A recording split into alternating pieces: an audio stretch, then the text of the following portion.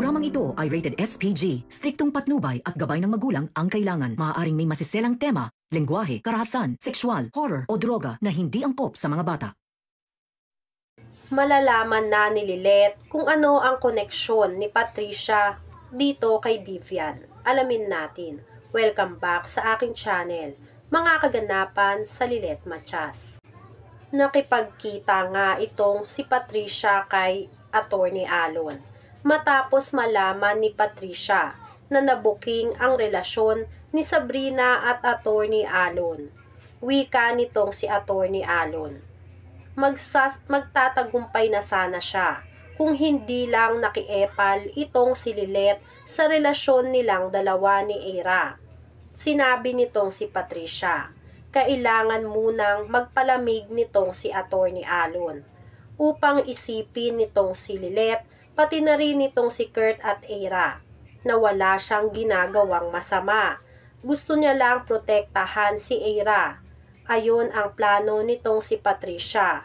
Magpalamig muna si Attorney Alon dahil kung mahal siya ni Ira ay hahabulin siya nito at hindi makakatiis na hindi siya makita. Ginawa naman at sinunod ni Attorney Alon ang planong sinabi sa kanya ni Patricia. Pinuntahan ni Attorney Alon si Ira. Nakita nitong si Ira, si Attorney Alon palapit sa kanya. Kinausap ni Attorney Alon si Ira ng masinsinan. Sinabi ni Attorney Alon na handa siyang maghintay hanggang sa mapatawad siya nitong si Ira. Kahit pangaraw sa harap ng altar, ay aantayin siya nitong si Attorney Alon. At kung sakali na hindi raw sumipot itong si Ira sa kasal nila, dito na raw nga mapagdidesisyonan nitong si Attorney Alon. Nakalimutan na ang lahat sa kanila. Ngunit bago nga raw ang lahat, ay maghihintay pa rin si Attorney Alon sa harap ng altar. Hindi mapigilan ni Ira na maging emosyonal sa lahat ng sinasabi ni Attorney Alon sa kanya. Hindi niya alam kung paano siya magre-response sa lahat ng sinasabi ni Attorney Alon. Ngunit hindi nga nakapagsalita itong si Ira. Kaya naman sinabi ni Attorney Alon na magpapalamig muna siya at pupunta muna siya sa kanilang probinsya. Dahil na rin ipapagamot niya raw ang kanyang tuhod na nananakit daw dahil sa stress na nangyayari sa kanya.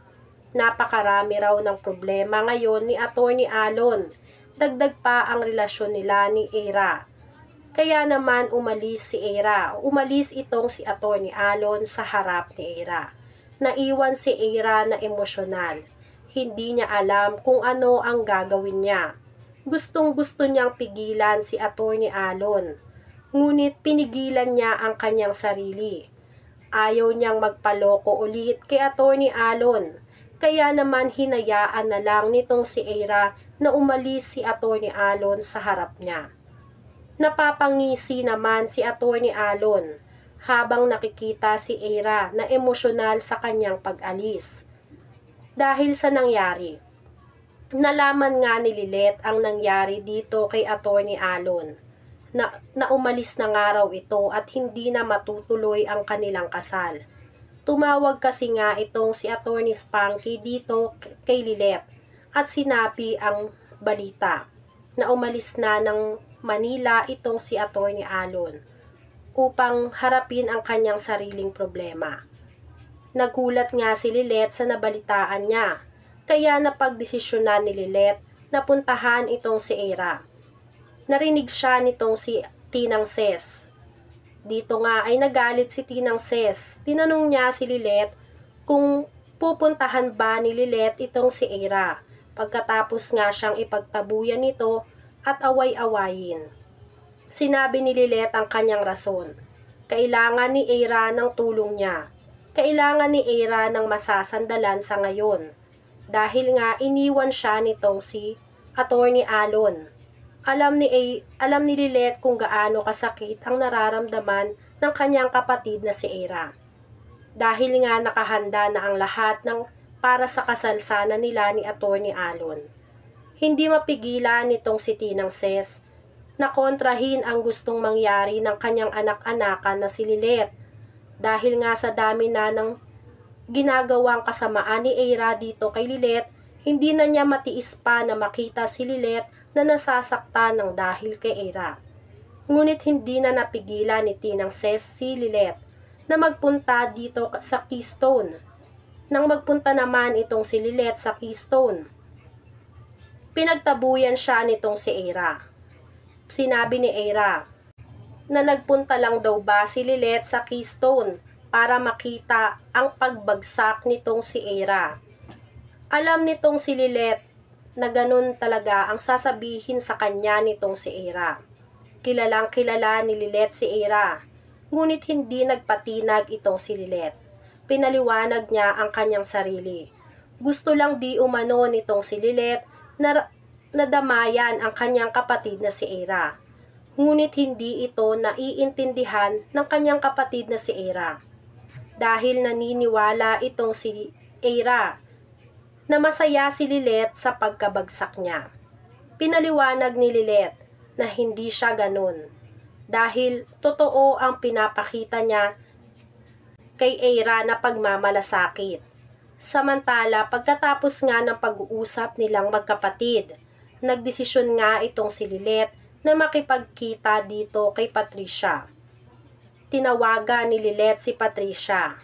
Sinagot naman agad ni Patricia ang tawag ni Lilet.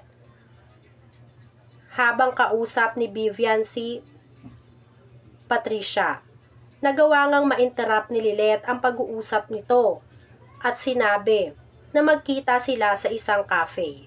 Sumunod naman agad itong si Patricia sa gustong mangyari nitong si Lilet. Nang makipagkita na nga si Lilet kay Patricia, inalam ni Lilet ang lahat ng pagkakakonekta nitong si Patricia kay Vivian dahil gusto na ni Lilet na malaman kung ano ang totoo. Gustong malaman ni Lilet kung ano ang koneksyon ni Vivian dito kay Patricia. Dahil nga nahuli ni Attorney Kurt si Menard na kasama itong kaibigan ni Patricia na si Vivian. Samantala ito ngang si Trixie ay natatakot sa maaaring gawin ng kanyang ina na si Patricia kay Lilet dahil ngayon ay hindi na nga nagtitiwala si Trixie sa kanyang ina. Dahil alam nitong si Trixie na hanggang ngayon ay hindi pa rin matanggap ng kanyang ina ang kanyang ate na si Lilet bilang isang pamilya. Kaya naman nagtanong agad itong si Trixie kay Ramir kung saan kaya maaaring magpunta itong si Lilet at Patricia. Gustong sundan ni Trixie kung saan man nagpunta si Lilet at Patricia dahil ayaw niyang mapahamak si Lilet sa mga kamay ni Patricia. Nagtataka naman itong si Ramir kung bakit gano'n na lang ang takot nitong si Trixie. Malaman na kaya nitong si Ramir ang lahat ng kalokohan na ginagawa ng kanyang asawa na si Patricia. Yan nga ang mga kaganapan at mga dapat nating abangan dito sa Lilet Matias. Kung gusto nyo pa ng mga ganitong klaseng video ay mag-subscribe at i-like itong video na to. Maraming salamat po.